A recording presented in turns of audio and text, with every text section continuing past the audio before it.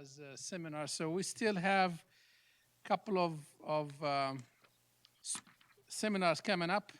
Next week, we will be having Dr. Alfred Parks, who's going to be talking about quality of life in rural America, challenges and opportunities. So stay tuned to that one. So an economist is going to share some of the economical indicators and some of the econometrics, whatever the terms are. So please, please stay tuned. So I guess we're having another seminar on the 21st, and of course, there's Thanksgiving coming up on the 28th, so we won't have a seminar here. Maybe the dean can have one in the gathering there. There you go.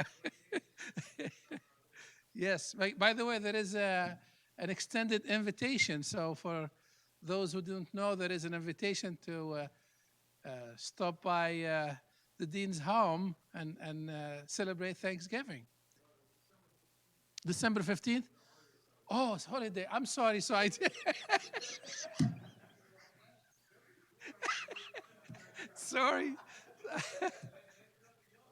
Sorry. I really apologize for that. I just thought, yeah, okay. Okay, so.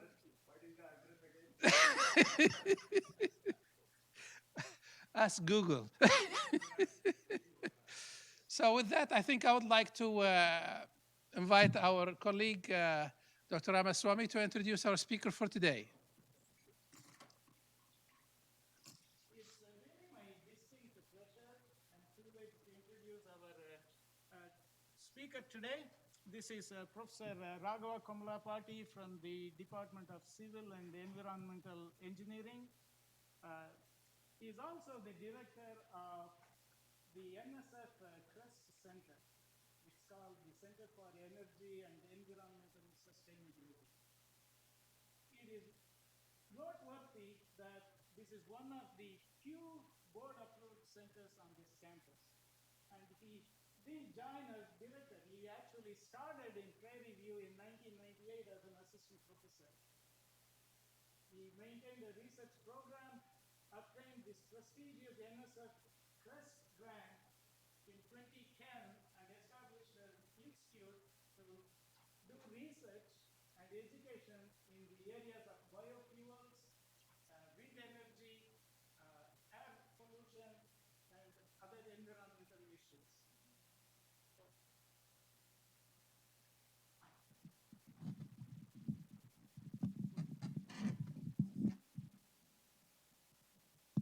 Okay. So he has assembled a good team of multidisciplinary researchers. In fact, his research center has faculty members from all the engineering departments and chemistry.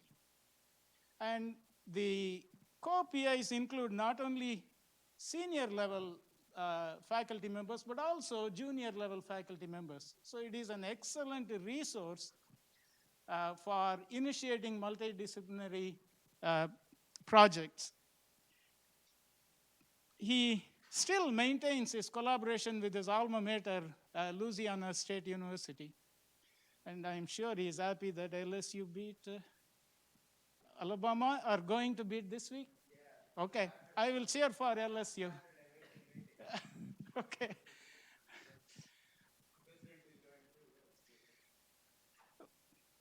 Now, let me tell you about this research center. It is a great place for students to get trained. Look at this statistic. His center has graduated over 36 graduate students with MS thesis. Not only that, totally about 175 students have gone through his center and obtained research training. And particularly important is the fact that 39% of them are women. So both STEM and also minorities. So it's an excellent resource not only to obtain training, but also initiate projects, anything that relates to energy and sustainability. Did I leave out anything?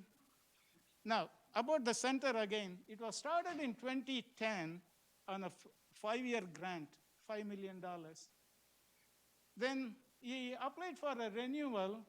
The proposal was excellent, but he still had some money left. So the program manager advised him, spend the money, then we will take it up. Because the proposal was so good, and it was renewed for phase 2 very recently. So imagine, for 9 years, it is truly an independent, self-sustaining center. That is the model we want to see, and Prairie View should be proud of the center, and at the same time, we are proud of PVMU because this center has grown out of collaboration with junior as well as senior faculty, educating students along the way. So it's a good model to emulate. The CREST Center, one more aspect is very impressive. NSF awards only one grant per institution. You can't have more than one CREST Center at a campus. So it is a great achievement, and please join me in welcoming Raghava Kommalapati to the podium. Thank you. Thank you very much, Dr. Chris. Good morning, everyone. Thank you for making it to this presentation. It's an honor to be here talking to all of you. I see some of my team members walked in. So Dr. Chris forgot to mention the phase 2 now has agriculture folks as part of our team. So 2 of my team members are here in the audience, in addition to Dr. Ananda from chemistry, who has been part of our center from the beginning. Okay. So with that said, when Dr. Chris asked me, I believe in August, if I could come and give a lecture, I told him the timing is not really suitable because I have a class between 11 and 12:20 on Tuesdays and Thursdays. So then I thought maybe I can bring them in, but today they're taking the exam, so I couldn't bring them today. But again, my name is Raghava Kommalapati. I've been at Prairie View A&M University since 1998. I used to think I'm younger faculty, but now I realize that has been a while, so I cannot claim that anymore. Okay, so when Dr. Chris asked me if I could give this talk, I said, maybe I can talk about our center and what kind of work we are doing. And so that's what I will be talking about today. So both what we did in the past and what we are going to be doing with this phase 2 research and some of the other projects in the center. In addition to the center grant that we have, $5 million for 5 years, we also have several other projects, and so we are very happy about that. So we'll be talking about some of those today. Okay, so as Dr. Chris mentioned, we started our center in October of 2010 based on a proposal that we submitted at the time. That was a big deal for us. Because until that point, we tried a lot of smaller grants and, $30,000, $40,000, $50,000 like that. And we were really fortunate to be able to get this big grant, the CREST Center. Don't ask me what CREST stands for, I forgot about it. But it's a CREST Center, and one of the things we did right after we got was we worked with the provost and got this center as a system recognized center. Don't ask me what it means. Apparently, it is it's a big deal to get the center recognized as a system level center. So I worked with Dr. Nave, who was associate provost at the time, and one of the original members of our center. I worked with her, and we submitted our request to A&M system, and it was approved. So we are a Texas A&M system recognized center, for whatever that means, right? So some of the things we did, and as Dr. Chris mentioned, we had 10 different researchers from several departments in the College of Engineering, as well as chemistry, Dr. Amar Shekhara. We also had many collaborators across the country. Some of the major aspects of our phase one, we call now, we refer to the old one as phase one now. The phase one research, our goal was to get into energy research. Remember, this was when we submitted this proposal, it was 2009 timeframe.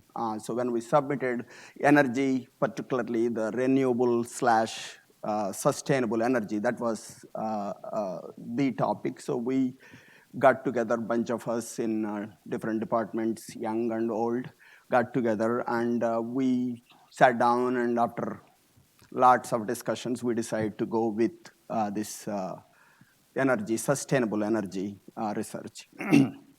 So our goal for that first phase was to find solutions, and we refer to them as transitional and transformative solutions for energy problems that we are facing, right? So in addition to being that, one of the main aspects of this CREST program is that you have to do research as well as education and outreach. So this center must have both components, research component as well as education and outreach component. So we were focusing on energy, research in three aspects of energy. One is biofuels, which is headed by Dr. Amar Shekhara, who is here. Then we have wind energy. Dr. Huck from mechanical engineering led that group. And finally, the energy and the environment, where we look at all aspects of energy and the environmental issues, which is headed by me. So those are the three things. And as part of this, again, we don't get these kinds of opportunities all the time. So we want to use this opportunity to build the infrastructure that is needed for us to be able to do this kind of research, not today, but years into the future. So another goal was to build the research infrastructure as well as expertise, right? So those are the main aspects of having a big center. So because we always get small grants here and there where individual faculty can excel, but when you have a big grant like this, that makes it possible for a group to develop infrastructure, to develop expertise, and then hopefully that would lead to bigger and better things. And I can tell you, with my 10 years of experience with this center, that led to a lot of bigger and better things for us within the college, within the university, and I'm very proud to say that. And of course, the education aspect is we want to expose a lot of underrepresented students to STEM disciplines, particularly the energy. So as part of that, we promised to develop an energy minor, as well as a lot of opportunities for students. They may not pursue minor, but at least they can take a bunch of courses related to energy. So when they leave, at least they have a reasonable understanding of what issues we are facing with the energy. So those were the goals of our first phase. And I think Dr. Chris stole my thunder. I was going to present some of those accomplishments here. And as you can see, we were very successful. We developed a minor in the College of Engineering, refers to as energy engineering minor. We also worked with grad school and the college to create a concentration at the master's level. However, that was when Dr. Noel from agriculture, when she was the associate vice president, I believe, at the time. But something happened, and once it was approved by the grad council, for some reason it was never forwarded to the provost's office. So we never know what happened to that. So I'm reviving that now, so to propose that energy concentration at the master's level. We are doing that. And we offered many courses that span the traditional fossil fuel energy to nuclear energy and sustainable energy courses at both undergraduate level and graduate level. As you can see, this was as of last academic year, so I did not include this fall. More than 700 undergraduate students and more than 350 graduate students were exposed to different types of energy courses. Again, when I say 350, it is possible some of those guys have taken multiple courses and counted multiple times. I have no way of separating them. So and more importantly, more than 175 students were given opportunity to be involved in some form or the other energy-related research. So some of them were paid to work with us. Some of them were given scholarships to work with us. Some of them were part of for example, in engineering, we do capstone design. So if they worked on capstone design related to energy, then we get those students counted. So that's very impressive. And as you can see from there, 61% of those students are from minority groups, and 39% of them are women. Moving on, this is what I guess when we say research, these are the kinds of things we look for. So we had 9 postdocs over the years. 7 of them moved on. I think 5 of them are faculty members now, and remaining 3, they're working in different areas. We have published about 150 journal articles. That includes 100 plus journal articles and some book chapters and peer-reviewed proceedings, etc. We have produced 36 master's theses, and our students, our faculty presented our work at more than 170 conferences, local as well as regional, national, and international. And as a group, our faculty associated with the center obtained $8.7 million funding since that 2010 time. So those are pretty impressive numbers, I would say. Okay, so these are some of these projects. Not all of them are my projects. I'm directly involved in these projects. These are some of the projects either recently completed or we are currently working on. Just a few weeks before we got this center funding in August, I got a EIR proposal funded for $500,000, which is looking at produced water treatment. I'll go into that a little bit in detail later. And 2 years ago, we got a USDA project. We visited Dr. Newton at his goat farm and to measure air quality at the goat farm. And at the time, he mentioned some of the issues that they have about the goat manure. So we put together a proposal, and we have a USDA project where we are looking at co-digesting the goat manure with either a food waste or cotton gin waste. And just today we are adding, even though it was not part of the proposal, we are trying to add either a wheat or sorghum. And if any of you are able to get us some sorghum, that plant stock, please let me know, and I need something we are trying to get in touch with somebody who can provide that for us. So we have some life cycle analysis work we did with DOT, looking at different aspects of that. And another one, DOE project, we had a DOE project looking at carbon capture, which was ended earlier this year. And we did some high quality work with it, where we produce some nanoparticles that can capture carbon dioxide at a given temperature and pressure. And then when we change the temperature and pressure, that carbon dioxide would be released. Okay.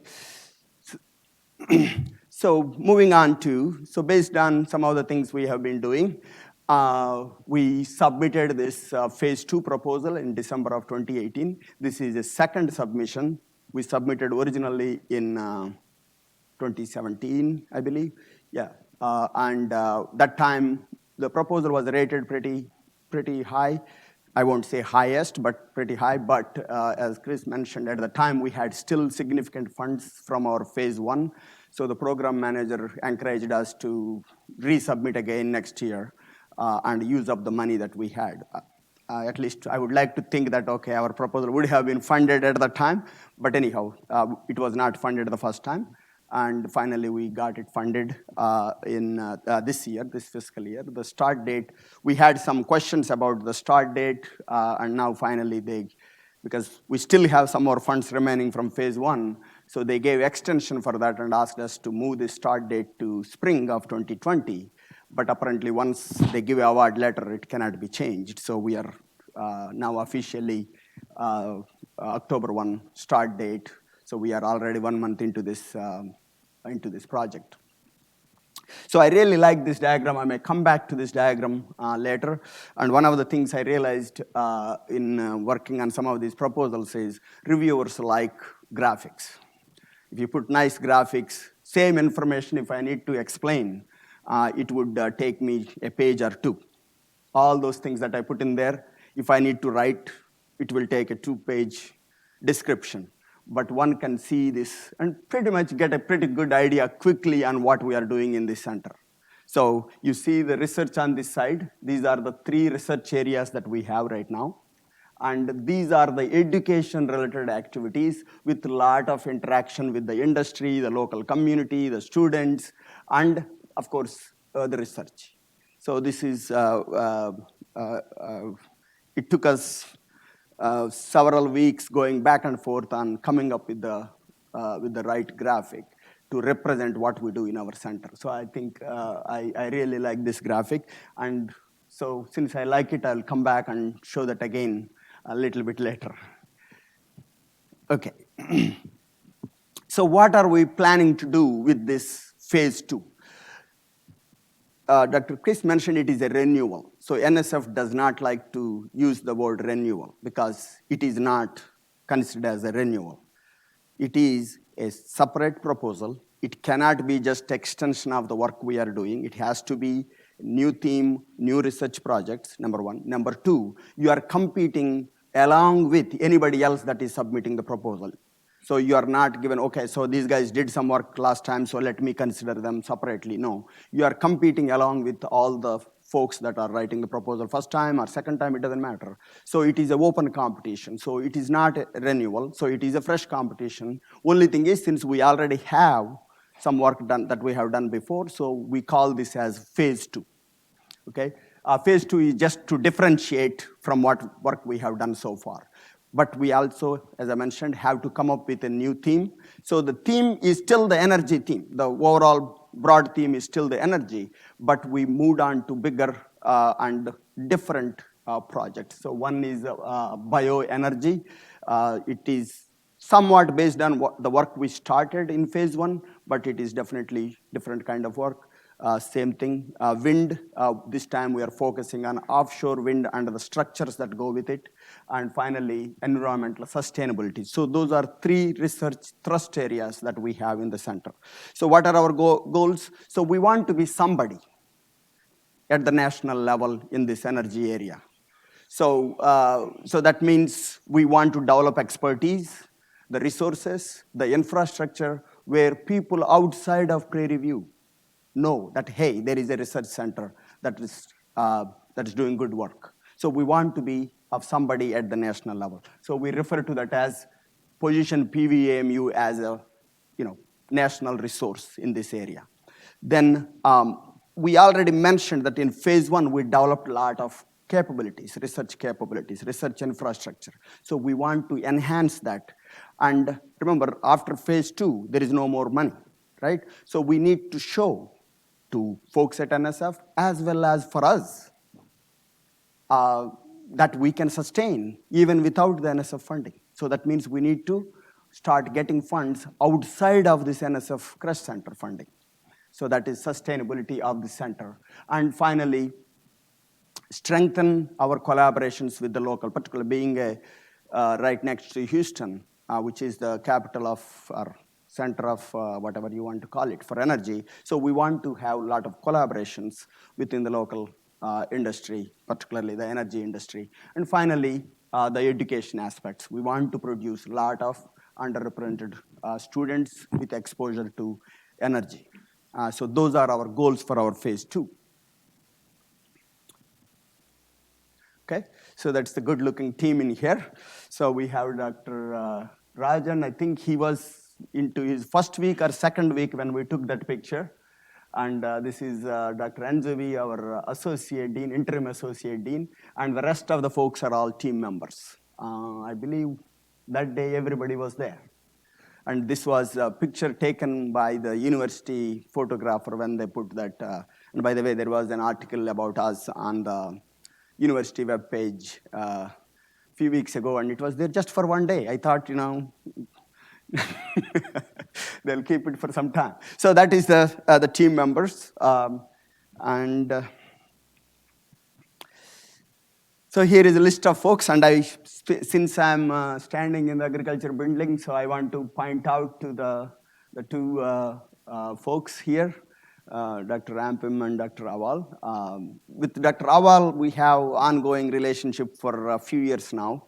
And Dr. Ampim, I came to know of him, and we worked on this. And of course, Dr. Amar Shekhara is here as well from chemistry. And we have a lot of new members. Remember the original 10, only 3 of us, right, Dr. Amar Shekhara? Only 3 of us were left. All the remaining 7, they went on to bigger and better things, and we are stuck with this center. So Dr. Ney was one of them. And few people left the university as well. So this is our new team. And Dr. Chris mentioned all levels. Let me point out to the junior faculty in here. Dr. Reeves, chemical engineering, she's an assistant professor, I think going up for promotion this year. Dr. Cho is an assistant professor. Dr. Shamim is an assistant professor. Dr. Lovelady is an assistant professor. And I believe Dr. Ampim is also in that category, right? So that's a big deal. Again, I take a big pride in saying, hey, we have a couple of senior faculty, but all others are people that have a lot of time ahead of them to use this opportunity and do bigger and better things. So this is our organization chart. Again, since we have been in operation for a while, so this is nothing new except some names have changed. So we have an external advisory board. We have an internal steering committee consisting of all administrators, and we have different research teams, bioenergy, offshore wind, environmental sustainability, research teams, and then education and outreach. So we have 3 research teams and 1 education team. So technically speaking, 4 groups where we do this work. We have an external evaluator that periodically looks at what we are doing and how we are doing. And this is our external advisory board. I won't go into the details. Some of these folks are continuing from phase 1. I think 3 are continuing from phase 1, but remaining 7 are new members. And we have internal steering committee. Usually it consists of a few deans and a few of the administrators. So we periodically sit with them and show them what we are doing, how we are doing, and where they can help us in making our goals, in reaching our goals. Okay, and we also have a lot of collaborators. I won't go through all of them. Some national labs, national level labs, some folks from academia, from different universities across the country, and some industry partners as well. Okay, so this is our research theme. So remember I said we have research and education, so we are going to talk a little bit about the research aspects now. So our research themes, we have 3 thrust areas or research sub-projects or whatever way we want to call them. Those research 3 areas are, one is bioenergy, and I'll spend a little bit of time on each of them. Then offshore wind energy, and third one is environmental sustainability. One of the things NSF expects us to show is that there is a good bit of integration of activities among the 3 groups. So we have to show how each of them interact and what kind of activities would basically, it may look like smaller activities, but when you look at all the stuff that we are doing as part of the center, it should have a broader meaning or broader theme or broader problem that we are addressing. So that's what is expected. So those are the 3 subgroups or sub-projects or research thrust areas that we have in our center. Okay, so the first one is bioenergy. bioenergy is where Dr. Raval and Dr. Ampum are involved with. So where the first part of it is producing some biomass using some of the water which is treated, or the wastewater from the hydraulic fracking operations. You take that wastewater, you treat that water, and use that for growing energy crops, and then use that energy crops to produce bioenergy or we don't call it biofuels, we call them, because these are fuels that can be used directly with automobiles. So we call them hydrocarbon fuels. So that is the bioenergy group. Then we have offshore wind energy or offshore wind power group. Remember, we already did some work on design and optimization of wind turbines in our phase 1, which was land-based. So for phase 2, we are looking at offshore wind power, because first, it is a lot more efficient, number one. Number two, it does not cause any problems on the land, because there are some issues about wind turbines on the land. However, the problem with offshore wind is how do you support them? What kind of foundation, right? So these offshore, those structures is the major component of that. So how do you keep those structures, reliability of those structures? That is the focus of the second group. And finally, third group, which I lead, we look at innovative processes. We also look at air quality and some sustainability issues, which I will show in a bit. So again, graphics, right? For each, when we are working on the proposal, I asked each group, hey, you need to have one graphic for each of your projects. So this is what they came up with. And we need to show how this project works with other projects, right?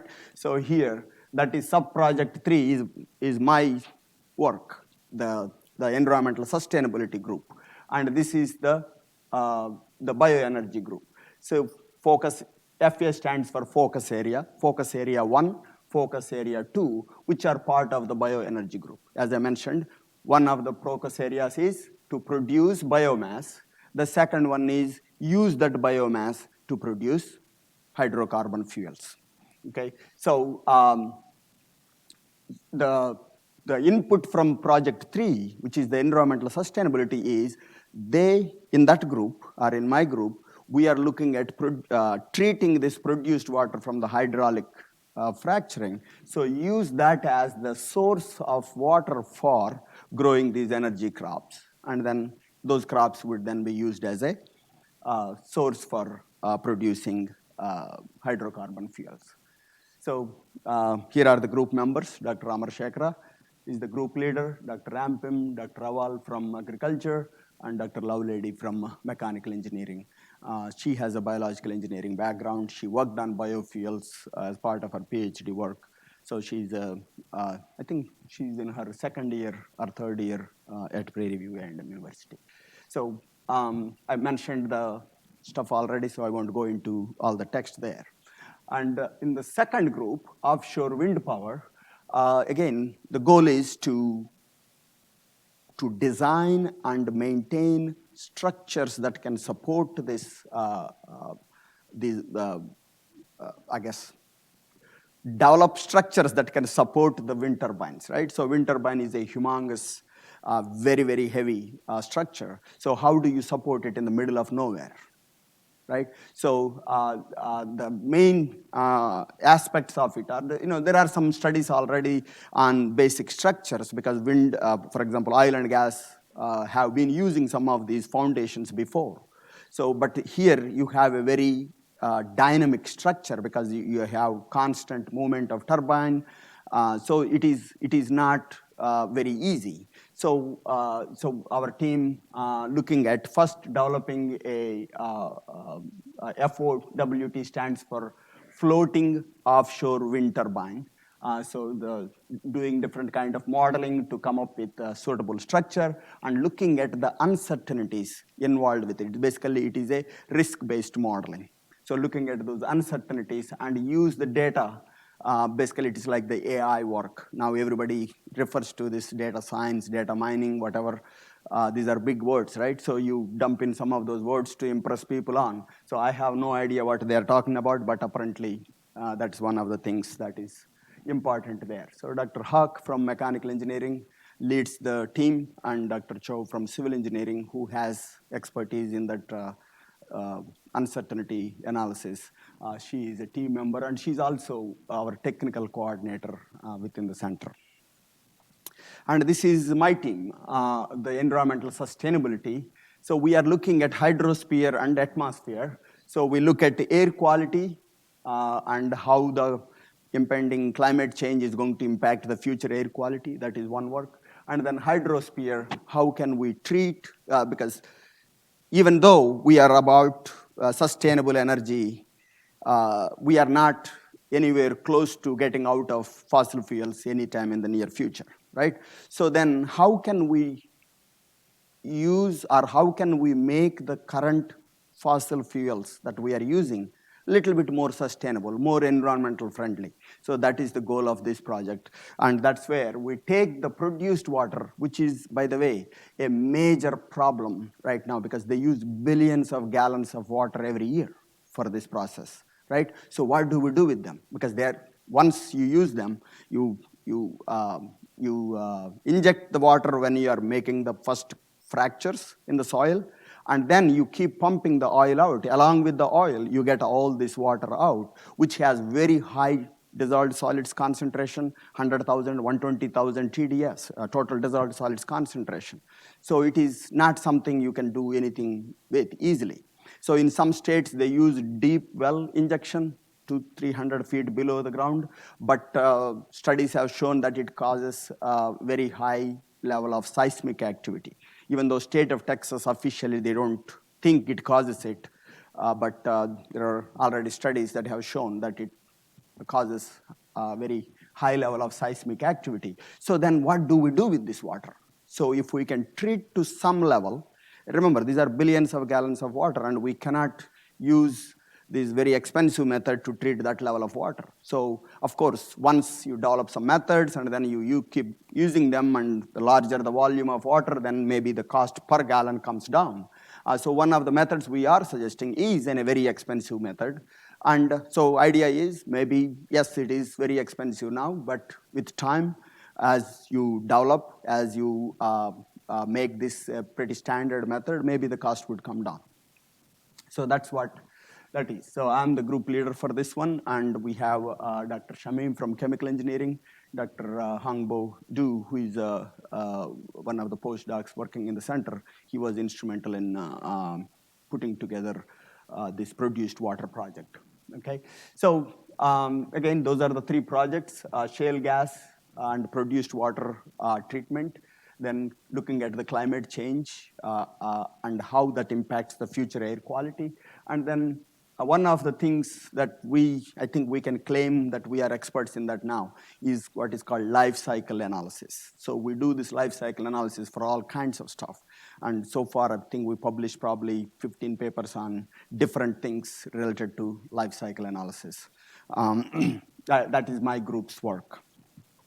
Okay, so since it is my project, I thought I could talk a little more effectively about my work. I may not be able to explain Dr. Amarshekhar's work that well, but I can at least try to explain some of my work. The first focus area within that third sub-project, which is the environmental sustainability project, is treatment of produced water. So this produced water is very highly complex. It has a lot of organic materials, a lot of, as I mentioned, 100,000. It varies anywhere from 20, 30,000 to 150,000 milligrams per liter of TDS, total dissolved solids.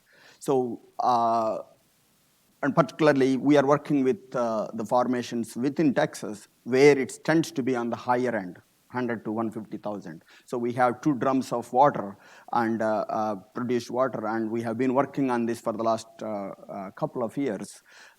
We are still, looking at the edges of this technology. And we also, as I mentioned, have another grant that we got to study different overall, the concept is still the same, membrane membrane science, but using different technique compared to what we have here.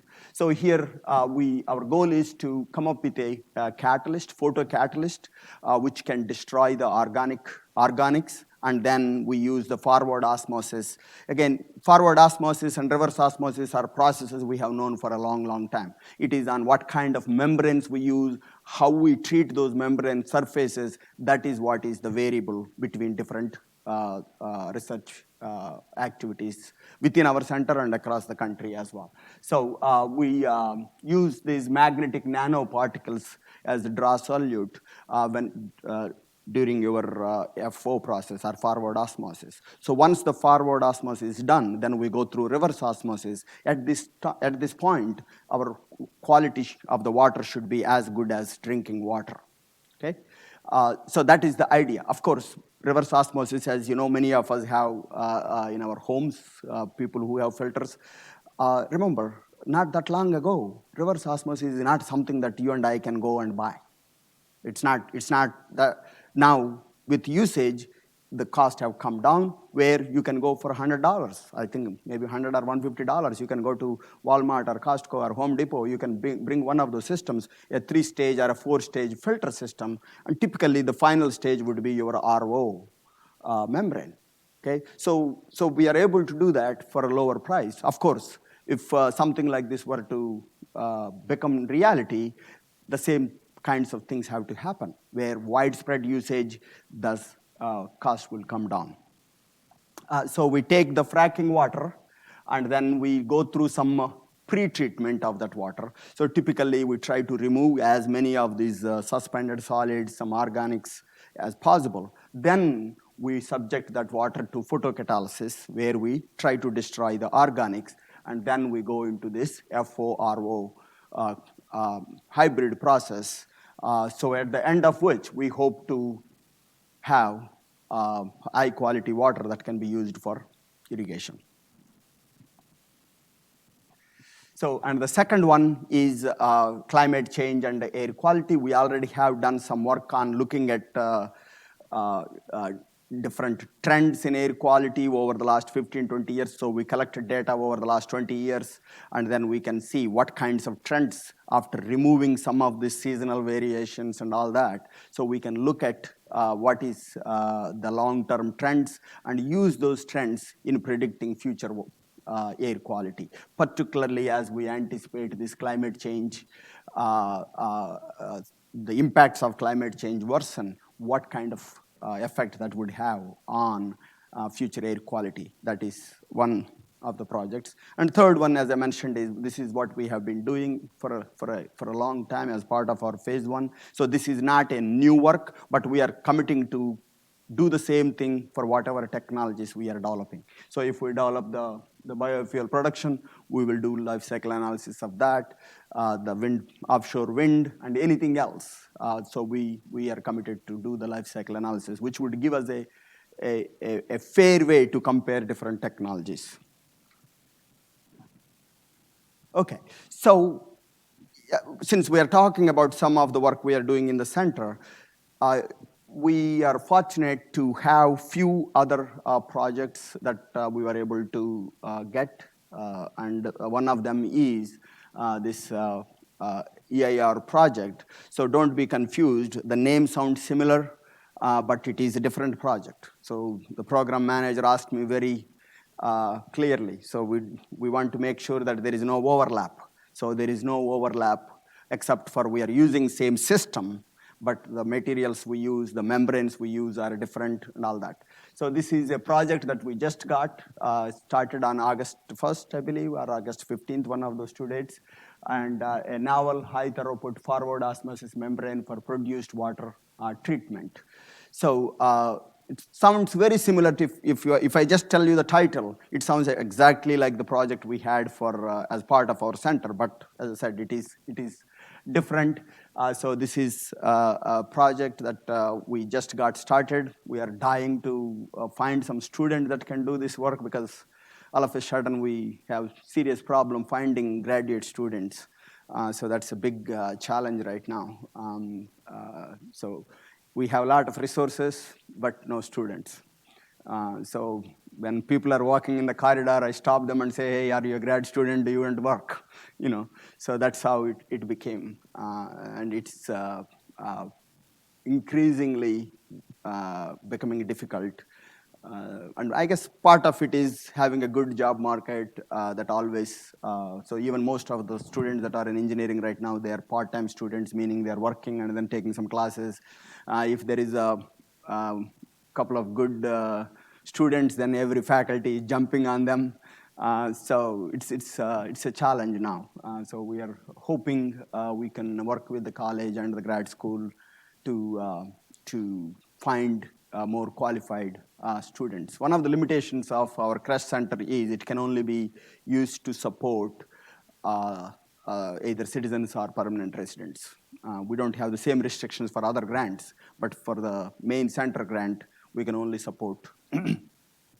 So that also sometimes causes, not just Prairie View, it's the same, even bigger universities, they face the same challenges because the international students, actually the number of students coming in has gone down because of whatever the political situation in the country, and also a lot of restrictions on who can be supported with some of these grants. So here is the membrane design showing how a membrane would look like, and a process diagram that shows here is the draw solution 1 and draw solution 2. Water goes through. So we monitor the quality of the water at different steps to see how the process is going. Okay. So the second one, I cannot really say too much at this point. This is pending review, so I won't go in detail on this one. We have similar membrane processes that we are adopting for the poultry wastewater. So right now, poultry wastewater goes through, I think, some type of wastewater treatment and then disposed of. So here our idea is to apply similar membrane processes to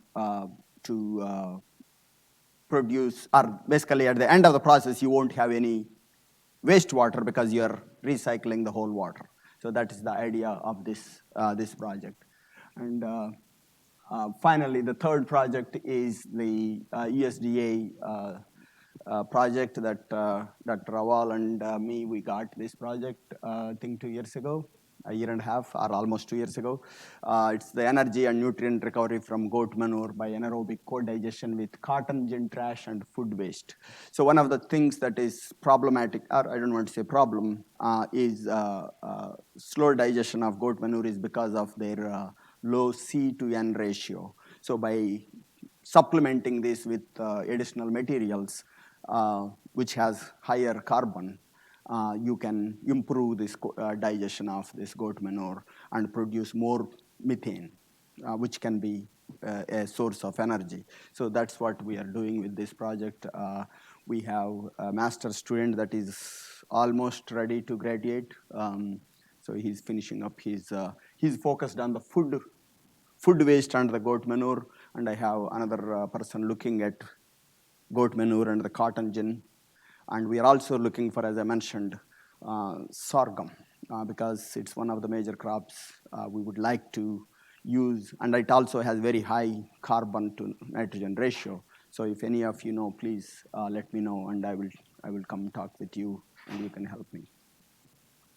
And here is the full-scale process for the co-digestion. So that's our research. I don't know. I think I'm almost out of time. So this is our, actually I'm out of time, I think, but I will wrap it up in a minute. So this is our diagram that I showed you earlier, but I brought it up again here to focus about our education and outreach.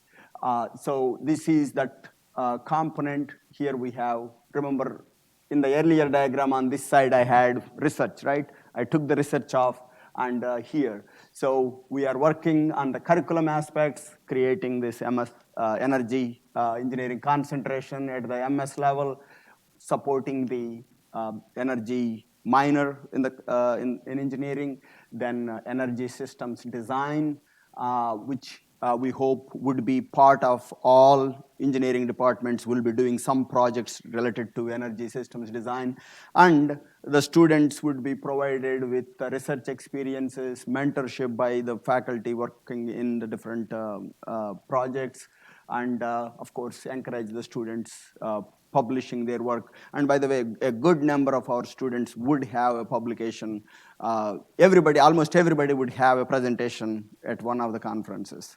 But our goal is to make most of them be part of a publication, a co-author in a publication, even the undergraduate students. That is our goal. And then some of the outreach activities, we work with the university and the college on recruitment and outreach activities for the K through 12 folks, and community engagement. And of course, professional development of faculty, the grad students, the postdocs, and all the folks that are involved. That is our goal for the professional development aspect. All these activities, we put them under what we refer to as the Energy Engineering Research Learning Initiative, EERLI. That's an umbrella. It's not an organization or anything like that. It is a team under which we are collaborating, or we are coordinating all these activities. Okay, so I won't go too far into this. So we established this initiative and then coordinate all the activities like curriculum development, mentorship, student publications, and exchange student. This great exchange is similar to where we bring in folks from the industry, the faculty, the students, everything. It is like you can think of it as a mini conference where they get to have a lot of interactions with each other. And the idea is for the students to have an opportunity to work with the professionals, and maybe the professionals from the industry, they can serve as mentors while the students are here, and eventually maybe they can hire them when they're done with the school. So that is the concept behind that great exchange. Okay, so that is the presentation I have for you today, and that's our website. So this is the university article that came out a couple of weeks ago. Since they took it away so fast, I decided to put it on our website. They cannot stop me from doing that. So maybe we'll leave it there for 2 years, right? So that's all I have. And again, my idea when Dr. Chris asked me to talk here is to provide an overview of what it is that we are doing in the center. And so it gives me great pleasure in promoting what we are doing. And as I mentioned, if I just look at myself, before center and after center, the tremendous level of success. I can say the same thing about some of my colleagues that are working in the center. So we developed a culture of research. Because earlier, again, I may have one project, maybe a student or sometimes no student, you go do something in the lab, or you go sit in the computer, do something. It was not an environment that is highly suited. As you know, maybe agriculture folks, maybe they're a little lucky on their course loads. We have to teach 3-4 courses a semester. And where can you get time to do any quality research? And of course, at the end of the year, the department heads would sit down and say, how many papers did you write? It doesn't matter whether you say 1 or 5, they give you 4 or 5, whatever that number is. And when it comes to the merit rise, they won't even bother this, right? This is okay. So we have average is 2.5. So then Dr. Kommalapati, you get 2.51%, right? So the next guy would get 2.49. So it's so that way the department head is not in any trouble with any faculty, right? Oh, we all got average. So that is the environment. So it is as you can see. Again, some of the things we do, we don't do that because okay, tomorrow they will give me a merit rise, right? So we cannot count on that. But some of it gives such a satisfaction, and I'm extremely thankful for the opportunities I had with all the team members. Some of them, they do good work, some of them may not be, but that's the nature of a group, right? So not everybody would be like you. So you need to learn to work with all kinds of folks. Sometimes we get frustrated, so, oh man, why did I put this person in there? Or, you go through all those kinds of things. But at the end of the day, we learn to work with each other, and we have been very successful. As I said, because of that environment, Dr. Ramarashekara publishes 2 papers. Oh man, our group, we are not producing as much, so let me see what I can do to compete with him, right? So, and I don't know what chemistry people do, but they publish papers like, like class reports. It's competing with them. Competing with them is really, really difficult. So somehow or other, we made it to 150 papers. So that's a, I could never imagine when I joined at Prairie View, we will have that many papers. Of course, I'm not author on all of them, but I'm author on a good number of the publication that came out of that 150 plus that 175 presentations. So when I said earlier, if you have a single grant, that may help you, okay, you may do a couple of presentations, couple of papers, but having this kind of platform, a bigger center, which I think yesterday Office of Research folks were talking with me. So that gives us what is the difference between a $5 million grant and a $500,000 grant, other than just the money is more. No, this gives a standing, right? So you can go talk to, Dean of Agriculture saying, okay, we are trying to do something, can you help us? Or we can go talk to, the Vice President for Research saying, hey, we need help, right? So they would listen. They would be, okay, hey, these guys are doing good, so let me see what I can do, right? So that is not there when you have those, maybe $5 million worth, but each one is a separate grant, small grant, that you don't have. And that is what I feel made us where we are today. And we have excellent lab, and if any of you are in the Wilson Engineering Building, please come visit us. Thanks to Dr. Trotty,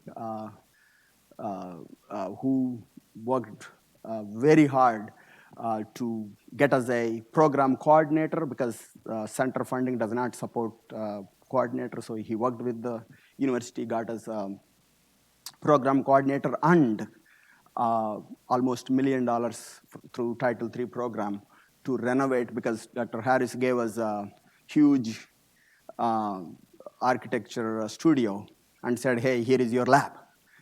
So it took us a lot of money and effort and a lot of time to set up that lab. So we have excellent lab facilities. Actually, Subhadra, she comes and uses our lab quite a bit. I think we have a nano, I don't know, you use the particle sizer, right? So, I don't even remember some of the equipment we purchased. So that's how fortunate we are. Okay, with that, I will stop. I think I took a lot of time.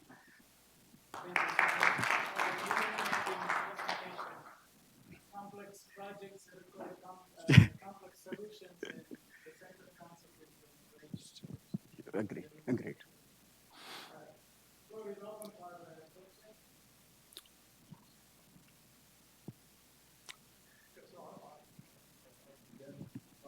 First of all, I wanted to commend you for building a research enterprise. Thank you. Not Kommalapati treats people with being pleasant. Beyond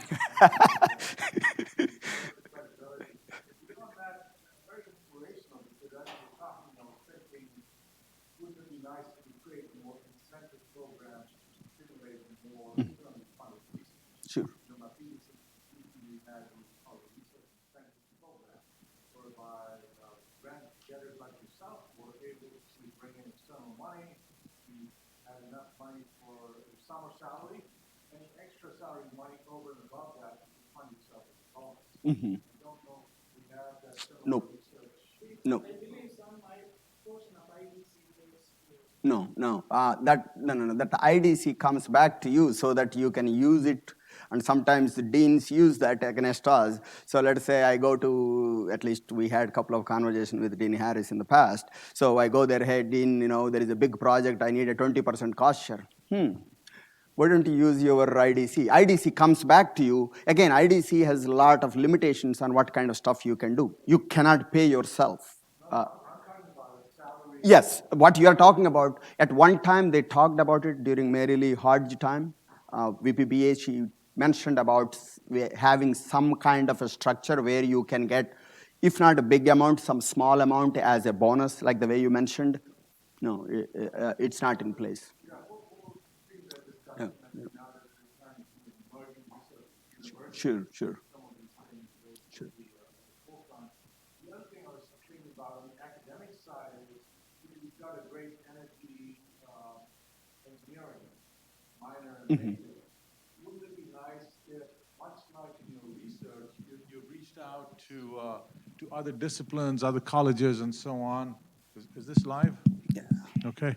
So you've reached out to other disciplines and scientists across the university and involved them. I think likewise on the academic side, by say rebranding or reimagining it as an energy management degree, for example. Sure. You know, you can bring in the other disciplines, business school, ag school, because energy is about land use. Sure, It's sure. about water use, and you know, so there's other disciplines that can contribute to this at a policy level, management, entrepreneurial. And the reason I am so interested is because of my previous institution, Sure. I created a degree called energy management, an undergraduate degree, and then we built a master's degree. And yeah, so just want to plant that seed Sure. in your mind to So reach out. we do have, even though it is called energy engineering, that many of those courses do not have a specific engineering prerequisite or anything like that. So these are general energy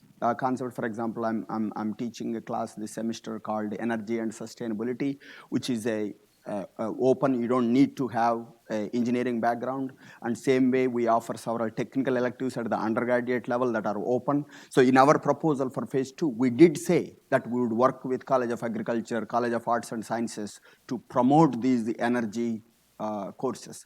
Right as we speak now, there is a young lady from College of Agriculture that is receiving energy scholarship, and she is helping us with that goat manure project.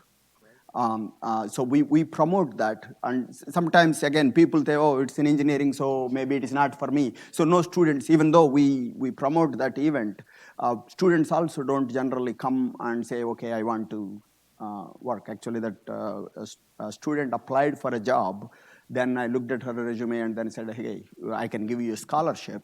So I gave her scholarship, but she still needs to be part of the research. She needs to physically be available to do the research, but she's covered as a scholarship recipient. But yes, we, as part of our phase 2, we definitely want to work with College of Business, College of Agriculture, Arts and Sciences, and Engineering at minimum, and possibly architecture, because earlier we had some focus on building energy efficiency. We took that component out in our research. So I did not explicitly mention architecture, but as part of our earlier proposal, we had architecture also. So these are things we want to, may not be all the courses, but some of the courses would be suitable for all majors, irrespective of which college they are in. Great, thank you very much.